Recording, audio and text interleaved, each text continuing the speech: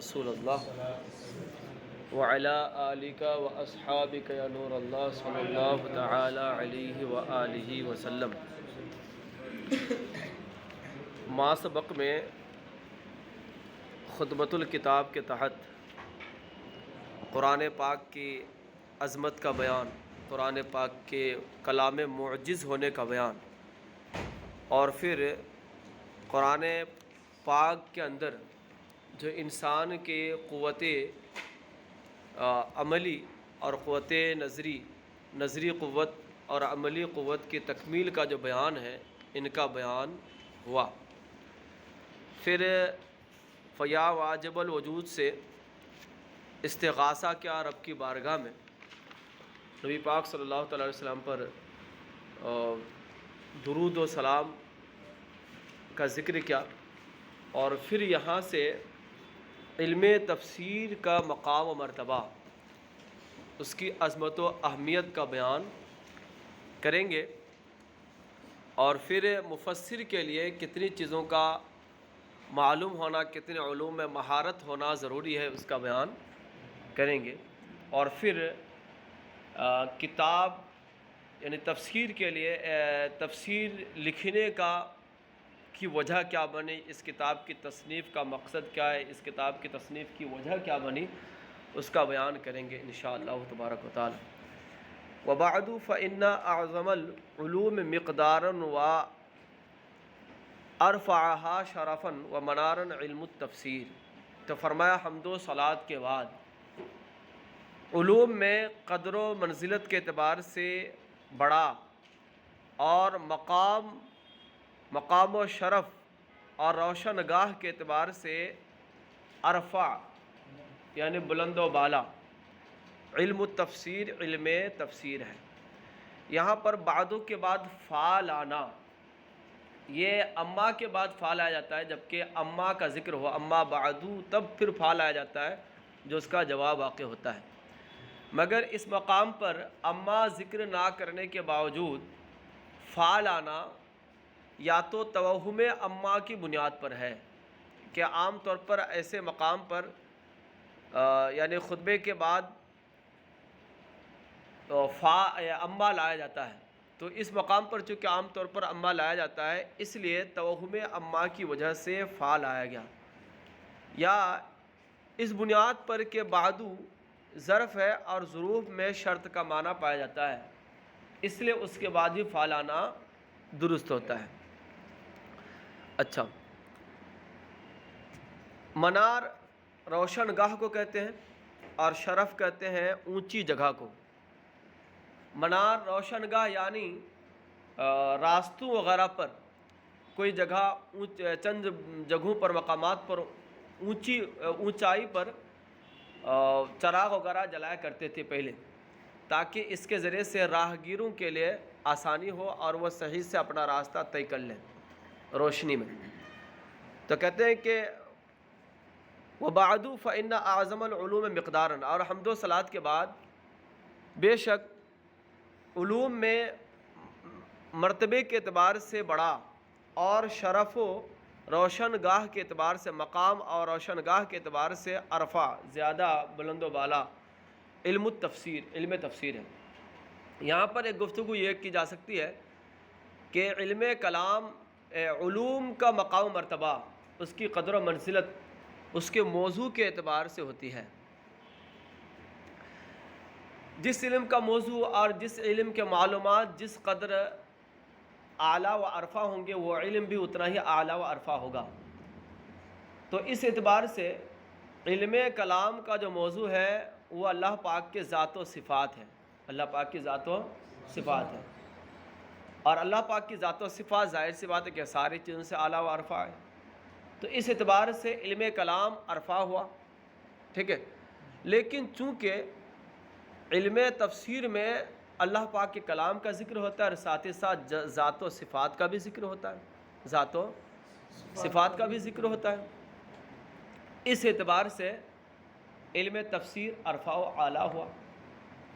اور ایک اعتبار سے یہ بھی دیکھ سکتے ہیں کہ علم کلام کے جو دلائل ہیں، علم کلام کے جو دلائل ہیں وہ علم قرآن یعنی علم تفسیر یعنی قرآن پاک کی آیتوں سے علم کلام میں استدلال کیا جاتا ہے کہ علم کلام میں جہاں پر عقلی دلائل ہوتی ہیں وہیں پر نقلی دلائل بھی ہوتی ہیں قرآن پاک کی آیات وغیرہ سے.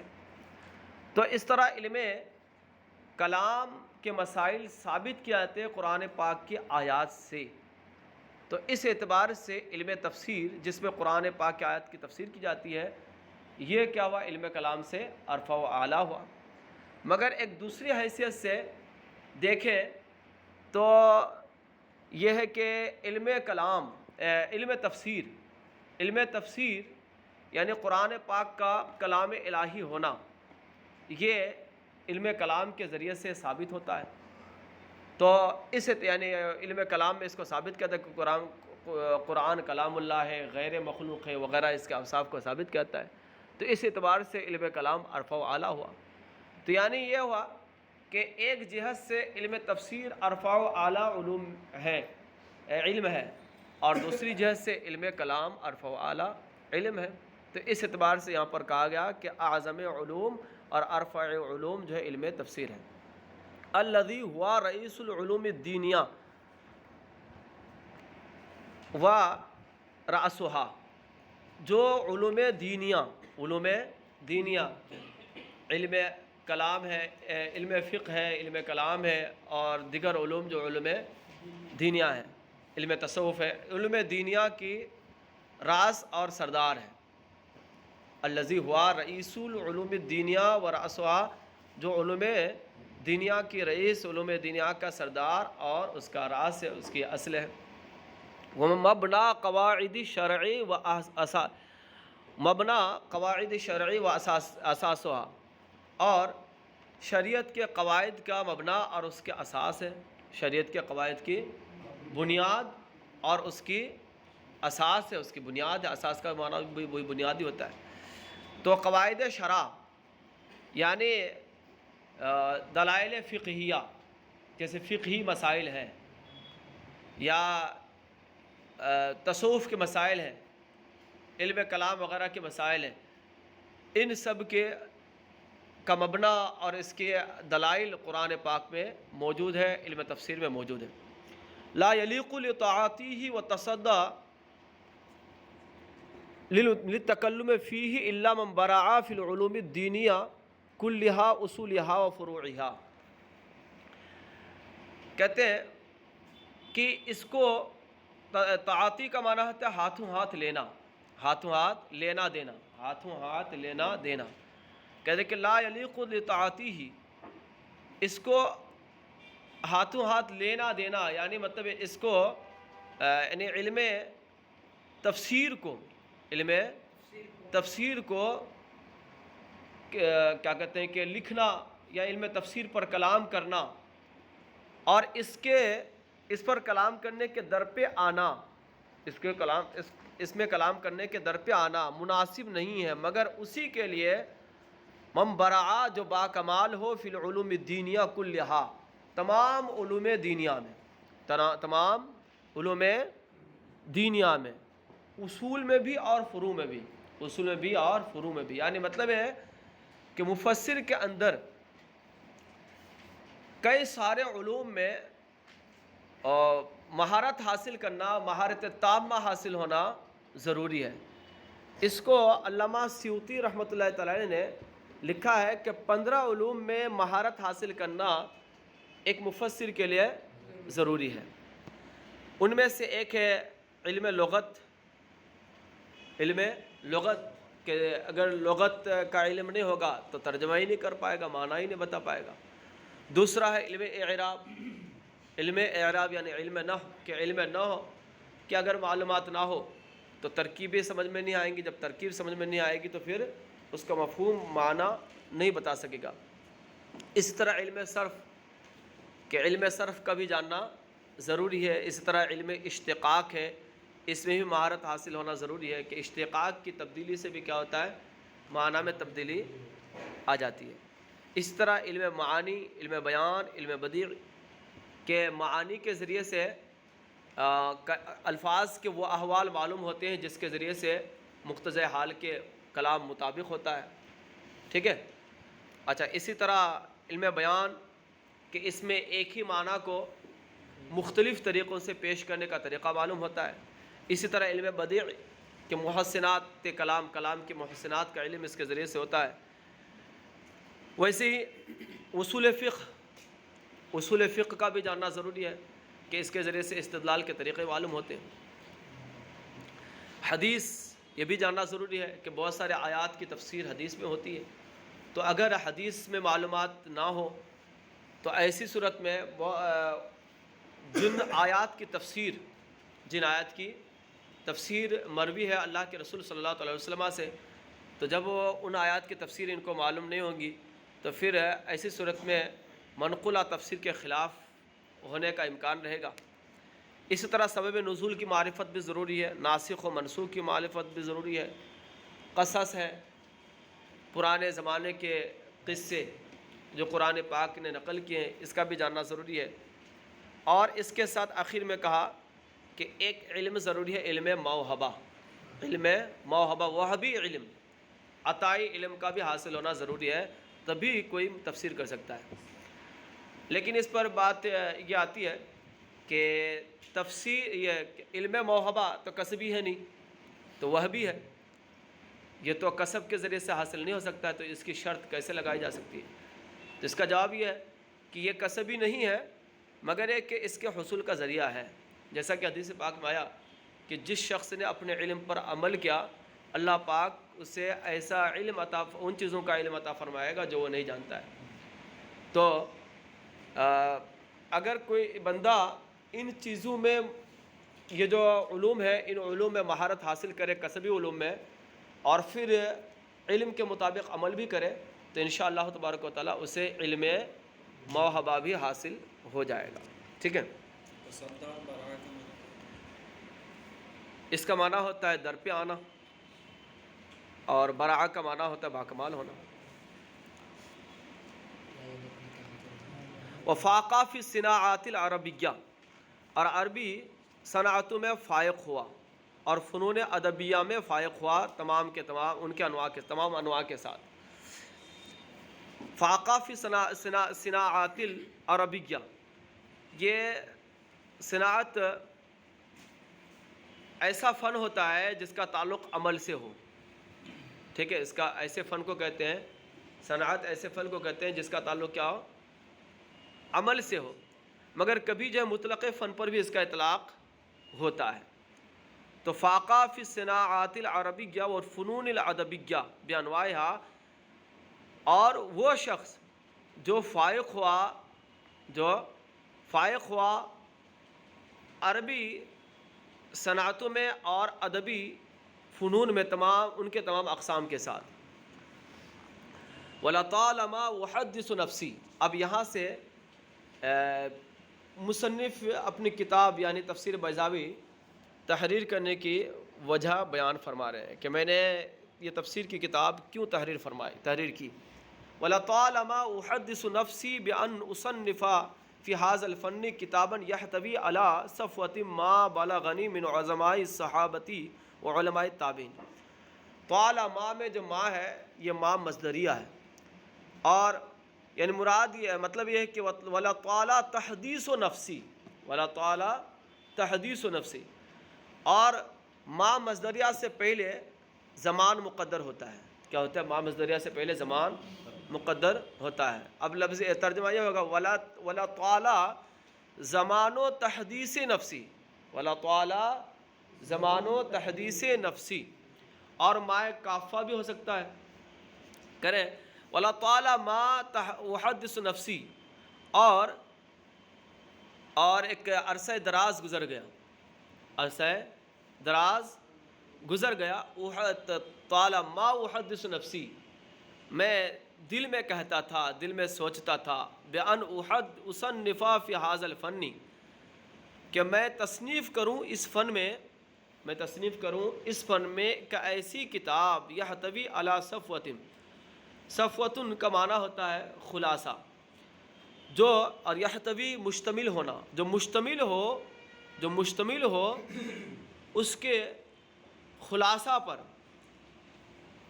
یا خالص ان باتوں پر خالص ان باتوں پر ما بلغنی جو مجھے پہنچی ہیں من عظماء صحابتی عظیم الشان صحابہ کرام علیہم الرضوان سے، وعلماء تابعین اور علماء تابعین اور ان کے ما بعد کے سلف صالحین سے، ٹھیک ہے، سلف صالحین سے۔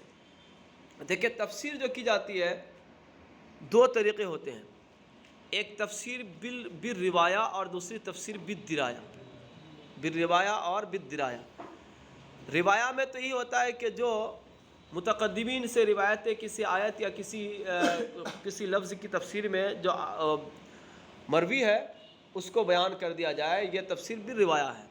اور تفسیر بالدرایا جو مفسر اپنے عطا کردہ علوم کے مطابق اس کے نقطوں کو بیان کرتا ہے، اس کے تاویلات وغیرہ کو بیان کرتا ہے، ٹھیک ہے، جو معارض نہیں ہوتی، تو یہ کیا ہوتا ہے؟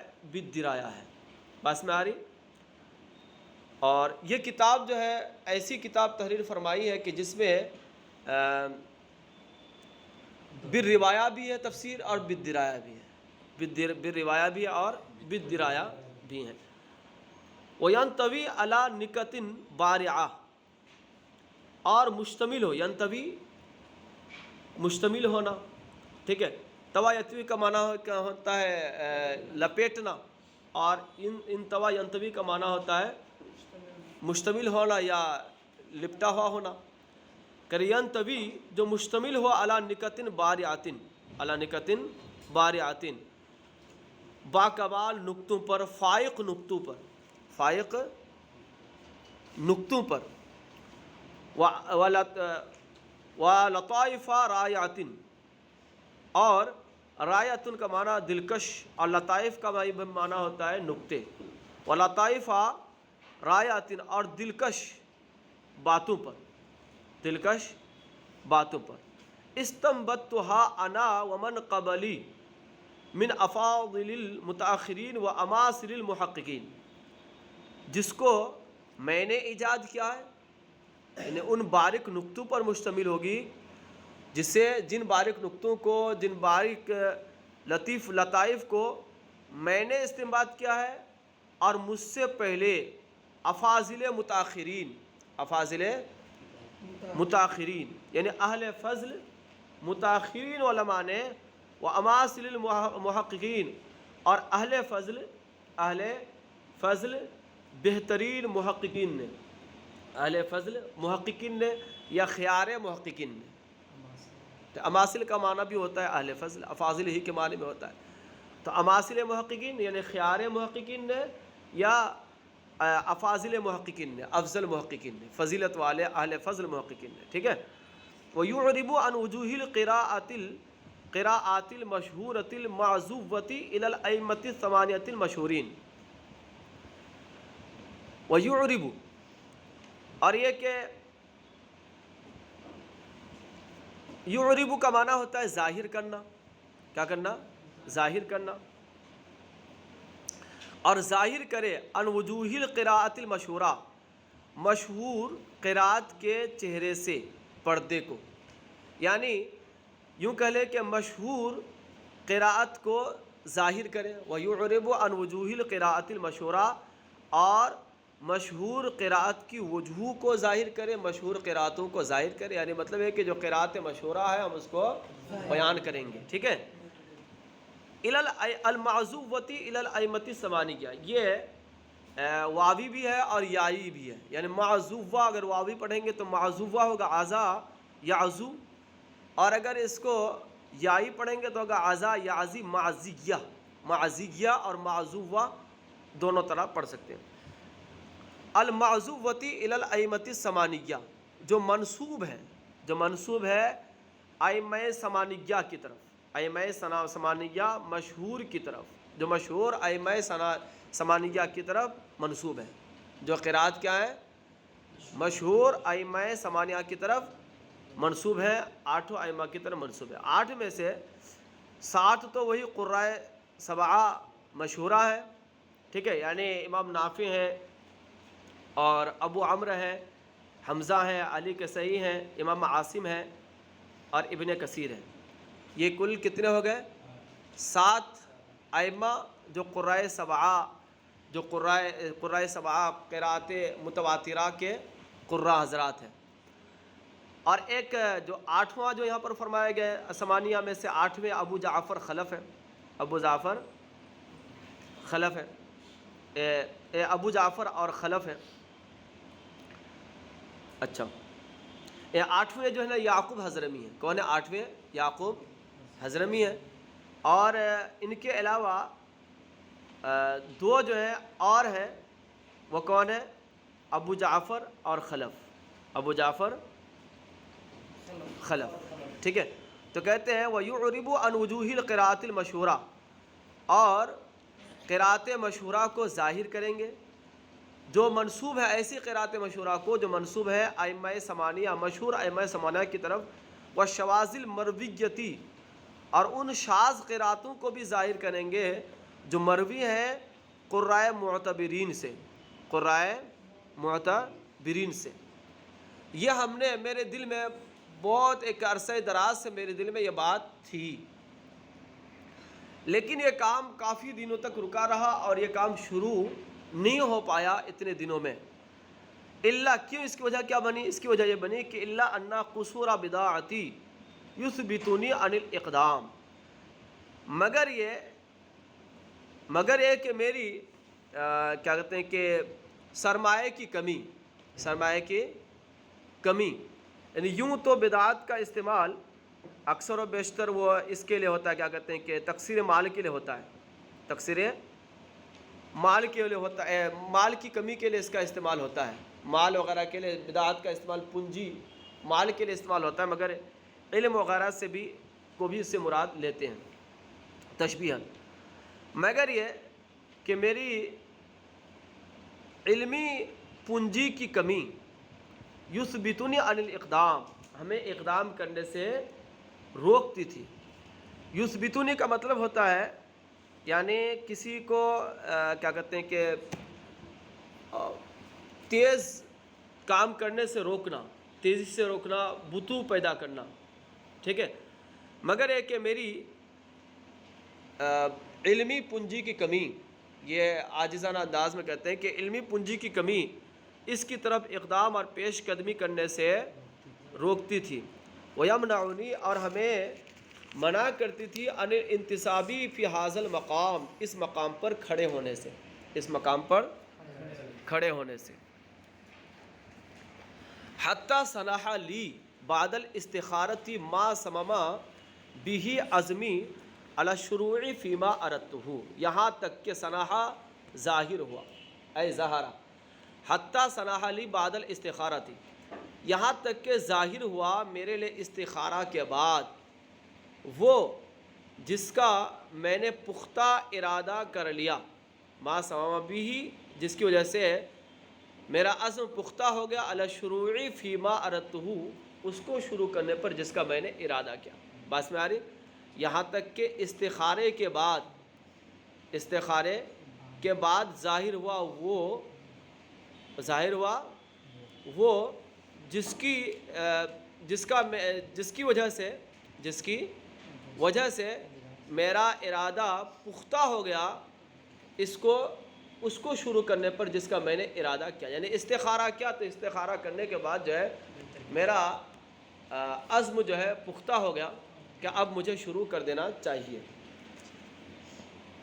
اچھا، والاتیان بما قصدتہ، اور اس کو بجا لانے پر، اس کو کرنے پر جس کا میں نے ارادہ کیا ہے، ناویاً ان اسمیہ، اس نیت سے کہ میں اس کا نام رکھوں گا، بعد ان اتممہ بانوار التنزیل و اسرار التاویل، اس نیت سے کہ اس کو تام کرنے کے بعد، مکمل کرنے کے بعد اس کا میں نام رکھوں گا انوار التنزیل اور اسرار التاویل، فہا انا، تو یہ میں، یا اب میں، انا الآن اشرع، تو اب میں شروع کرتا ہوں، وبحسن توفیقہ اقول، اور اللہ ہی کی حسن توفیق سے، اسی کی حسن توفیق سے میں کہتا ہوں، وَهُوَ الْمُوَفِّقُ لِكُلِّ خیر، وہی ہر چیز کی ہر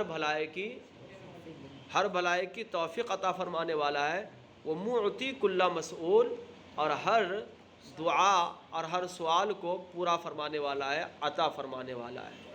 صلو علی الحبیب صلی اللہ تعالی علی محمد وصلی